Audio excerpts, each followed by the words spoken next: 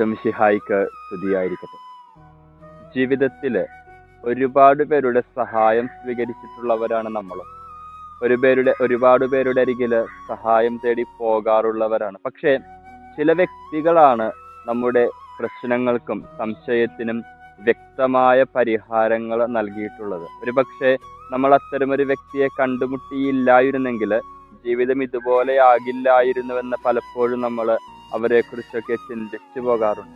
അതെ, ജീവിതത്തിൽ റീപ്ലേസ് ചെയ്യാൻ പറ്റാത്ത ചില വ്യക്തികളൊക്കെ നമ്മുടെ ചുറ്റിലുമുണ്ട് എന്നുള്ളത് യാഥാർത്ഥ്യമാണ്. അതൊരു പക്ഷേ ഒരു നല്ല അധ്യാപകനായിരിക്കാം, അതുമല്ല ഒരു നല്ല സുഹൃത്തായിരിക്കാം, മാതാപിതാക്കളായിരിക്കാം, ഏതെങ്കിലും ആത്മീയ ഗുരുക്കന്മാരായിരിക്കും.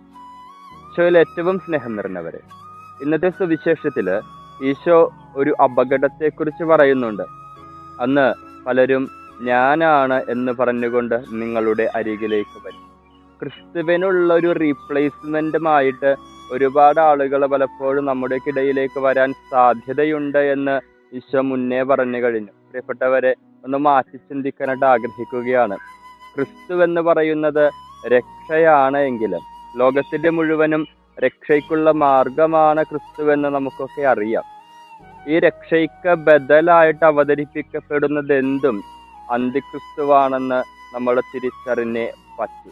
അതൊരു പക്ഷേ ശാസ്ത്രമായിരിക്കാം, സമ്പത്തായിരിക്കാം, അതുമല്ല എങ്കിൽ ക്രിസ്തുവെന്ന രക്ഷയുടെ മാർഗത്തിന് റീപ്ലേസ്മെന്റ് ആയിട്ട് വയ്ക്കുന്ന ചില പുതിയ ആത്മീയതകളായിരിക്കാം. ഒരു കാര്യം എപ്പോഴും മനസ്സിൽ കുറിച്ചിടണം: ക്രിസ്തു അവനൊന്നേയുള്ളൂ, രക്ഷ അവനിലൂടെ മാത്രമേയുള്ളൂ എന്നുള്ള ബോധ്യം. അതുകൊണ്ട് പ്രിയപ്പെട്ടവരെ, ക്രിസ്തുവിന് പകരമായിട്ട് ജീവിതത്തിലേക്ക് ഒന്നും എടുത്തു വയ്ക്കാതിരിക്കാം.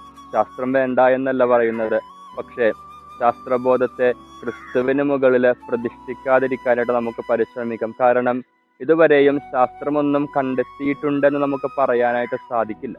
ശാസ്ത്രം കണ്ടെത്തി എന്ന് പറയുന്നതിന് മുൻപും ഓക്സിജനും വായുവും ഒക്കെ ഇവിടെ ഉണ്ടായിരുന്നു എന്നതാണ് യാഥാർത്ഥ്യം. പക്ഷേ ശാസ്ത്രത്തിൻ്റെത് ചില തിരിച്ചറിവുകൾ മാത്രമാണ്.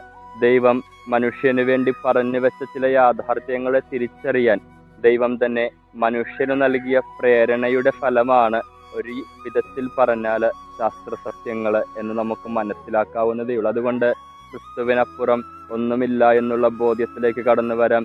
ക്രിസ്തുവാണ് എന്ന ധാരണയോടെ, രക്ഷയ്ക്കുള്ള ഉപാധിയാണെന്ന ധാരണയോടെ ക്രിസ്തുവിനും അപ്പുറം മറ്റൊന്നിലേക്കും കടന്നു ചെല്ലാതിരിക്കാൻ നമുക്ക് പരിശ്രമിക്കാം. അപകടങ്ങളിലും അബദ്ധങ്ങളിലും ചെന്ന് ചാടാതെ നമ്മുടെ ജീവിതം ധൈര്യത്തോടെ ക്രിസ്തുവിൽ വിശ്വാസം അർപ്പിച്ച് മുന്നോട്ട് നീക്കാൻ നമുക്ക് സാധിക്കട്ടെ. അതിനുള്ള കൃപയ്ക്ക് വേണ്ടി നമുക്ക് പ്രാർത്ഥിക്കാം. സർവശക്തനായ ദൈവം നമ്മെ ഓരോരുത്തരെയും സമൃദ്ധമായി അനുഗ്രഹിക്കും.